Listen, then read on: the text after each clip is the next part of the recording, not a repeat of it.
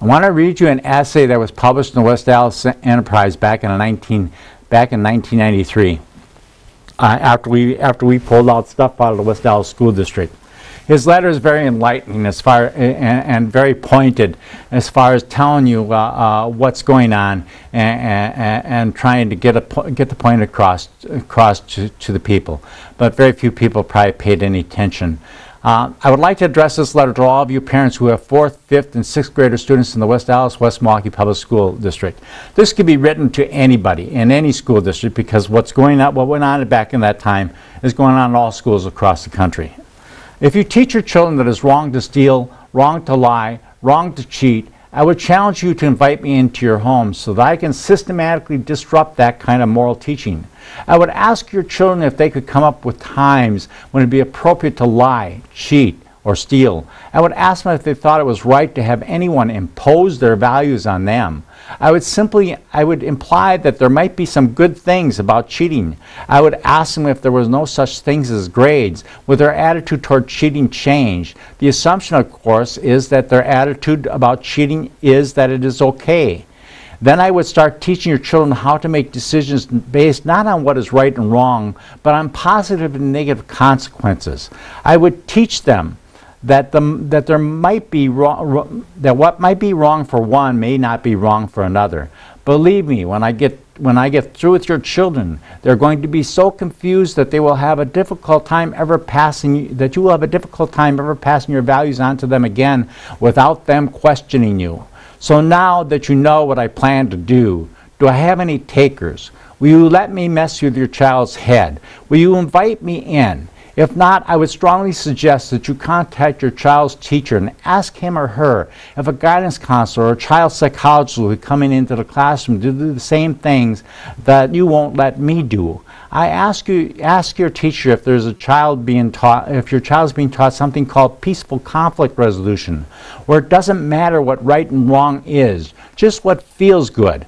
And ask the teacher if when they discuss citizenship, if they're going to ask your child about his attitude about cheating, lying, and stealing. Then ask for the copy of all the material that will be used in these classes. It will blow your mind. Your child's teacher and principal may have your best child's interest at heart, but something is very rotten taking place right under our noses and it's starting to smell like a rat. Good luck, Gerald. What he's talking about, this program that we pulled out back in 1993. Now, mind you, this is a specific program at this specific time, but this type of stuff is used all over the place, just varying ways to turn around and doing it, and it never gets eliminated based on everything I've seen so far. And I've gone through this when I was teaching religious ed class here a few years ago, explaining this to the kids on how this stuff works. And I'll tell you a little bit more about this. But at any rate, this particular program was how to solve conflicts with peers. Their own kids would be helping each other solve problems or conflicts on the playground or wherever. And these are for 4th, 5th, and 6th graders. So bear that in mind with what I'm talking about. Identify the problem. Describe the possible choices. Positive and negative consequences. Act on your choice and learn from your choice. That's what you're supposed to do. Well, they had about 60 pages of situational ethics, no right or wrong answers to any of this stuff. Of those 60 pages, there's probably about 5 or 10 that are just rotten to the core. And I don't have time to go through every one of these, so I'm going to pick and choose. This one is an easy one to explain and was the most self-explanatory as far as how this went about. You're buying this boat that's for sale. You and your friends decide to buy the boat together. And the other 2 boys have the money. You're $10 short. You go to your father's grocery store and he asks you to tend to the counter. Rich old Mr. Kelly, one of your dad's best customers, he enters the store.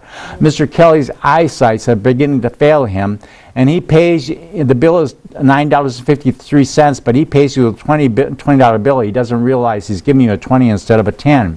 Mr. Kelly makes a mistake and gives you 20. You can keep that extra $10 and buy that boat you want. Mr. Kelly believes he's only giving you $10. Your dad's not losing any money.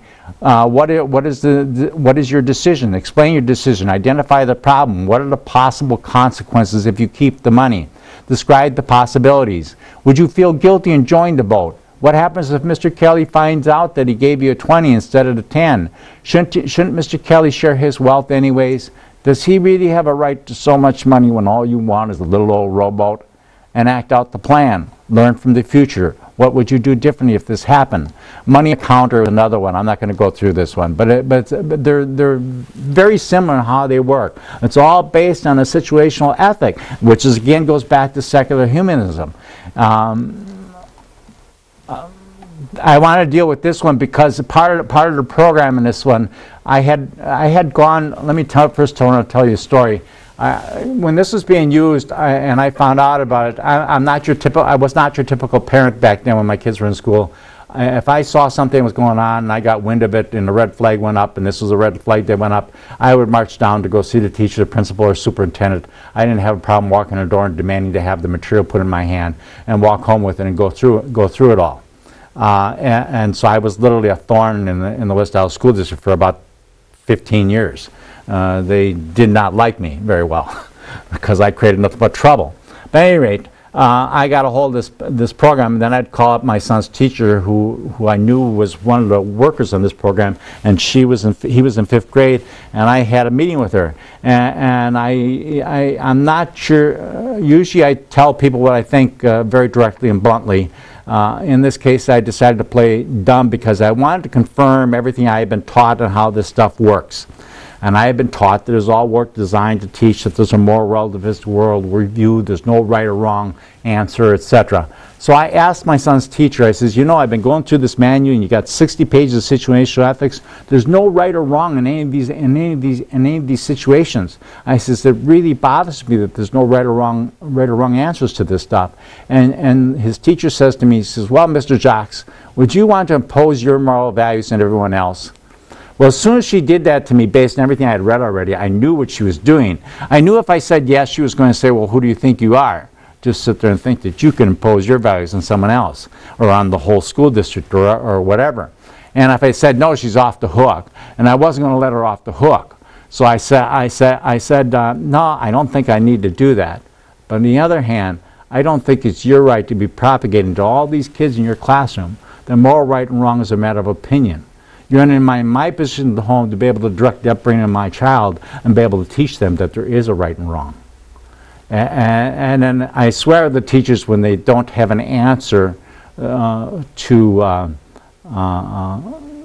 come back to you, that they're trained to give the standard answer is, well, I'm sorry you feel this way, Mr. Jocks, but that's just your opinion. Now, mind you, after I taught her, I had put another call into another teacher at Lincoln Grade School because I was trying to establish contact with somebody. And this one was at Jefferson where I taught to this teacher. And the Lincoln Grade School teacher finally called me back, and she wanted to know what I wanted or was willing to help me. I said, I already found out what I needed to know. But she was persistent, and she wanted to know what it was that I was after. She says, well, I was kind enough to give you a call back. At least you could tell me what it was that you were looking for. And I thought, okay, I'm going to deal with this. I'm going to take a different tact with her because I want to deal with another part of the program.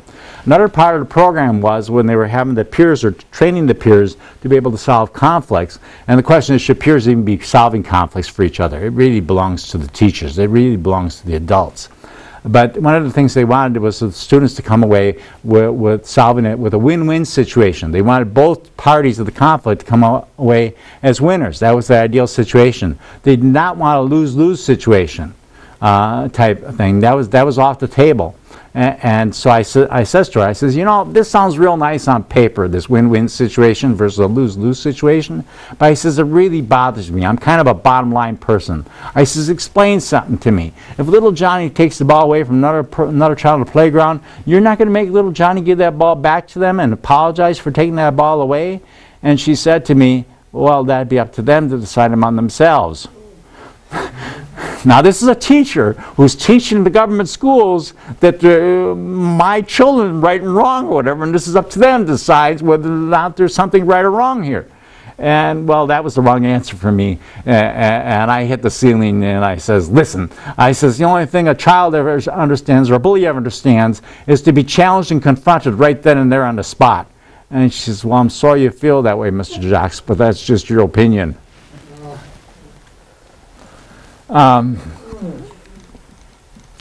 Now, these are educated people.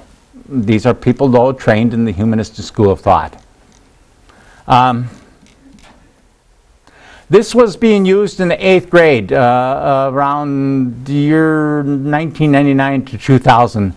Describe an incident when you felt real angry with your parent. This is being used at West Milwaukee Middle School at the time in an English class. Did you think your other family members were on your side? Why or why not? Have you ever wished some other person you met was your mom or dad?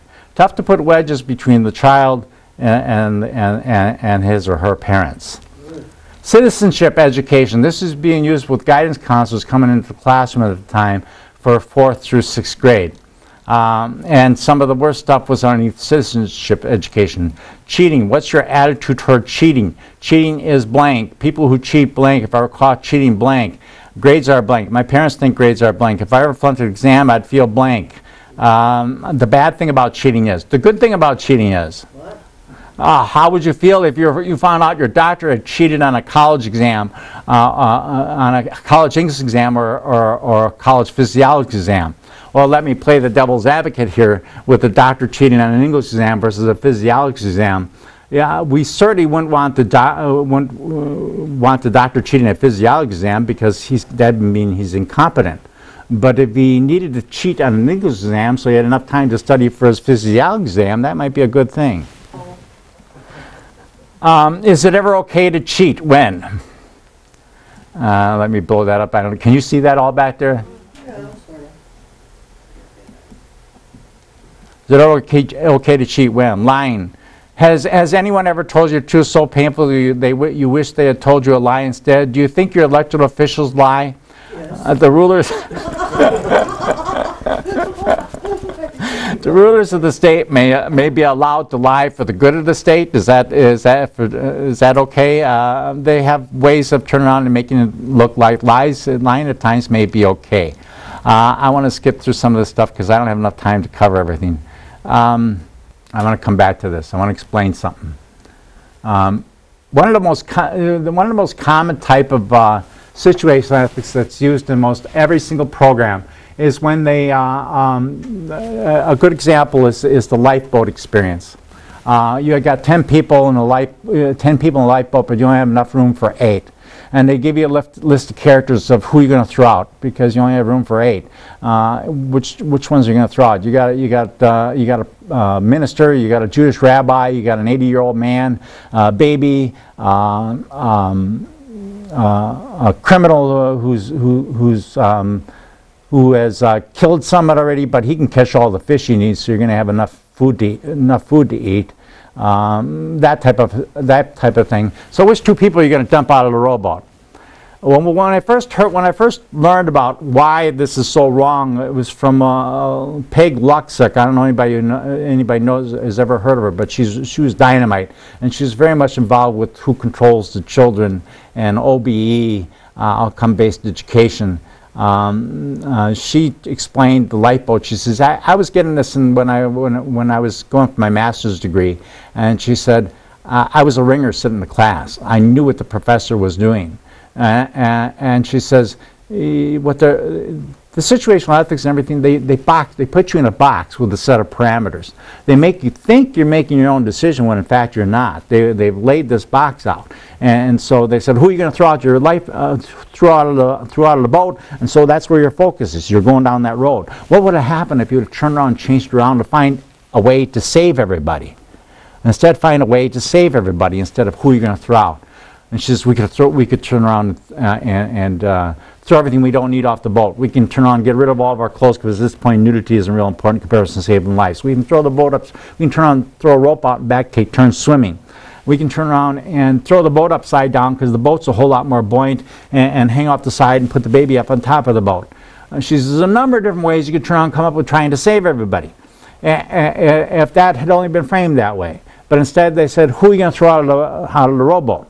And so what she's trying to explain is in order to be able to beat this thing, you have to take it outside of the box they framed it in. Take it outside of the box so that they can't pin you into that box. And she says, so I presented all that. And the professor, he got a little bit mad because she just destroyed his whole scenario. And he says, well, there's a shark in the water. She said, fine, and there's a shark in the back of the boat.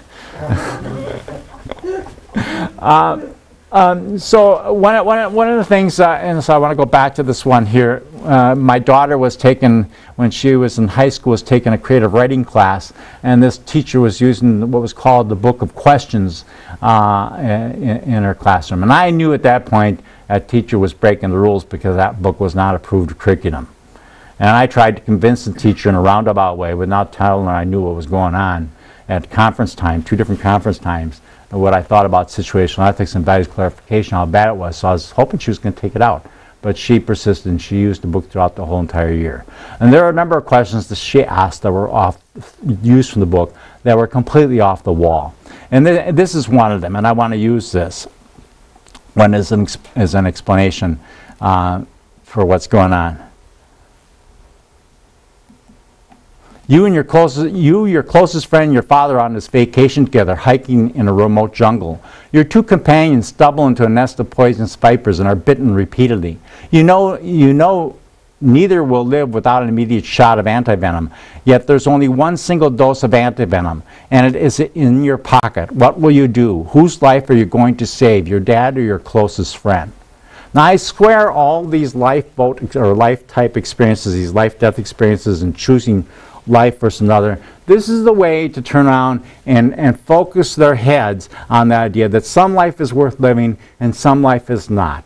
Therefore, they're going to accept the whole idea of abortion a whole lot easier and the whole idea of euthanasia a whole lot easier.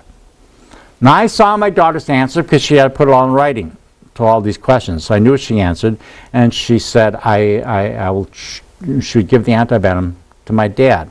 And I was glad, it made me feel good that she did that, but it was the wrong answer. And I would explain this to all my students in the religious ed classes, that this is the wrong answer. And I would see my students year after year, their jaws would drop, not understanding why it was the wrong answer. Huh? What are you talking about, wrong answer? I said she needed to find a way to save both people, not whose life you're going to save. She needed to find a way to save both people. And I will ask the class after I explain lifeboat, how could she found a way to save both people? What could she have done differently? And usually there's 1 or 2 kids who'd figure it out. Does anybody tell me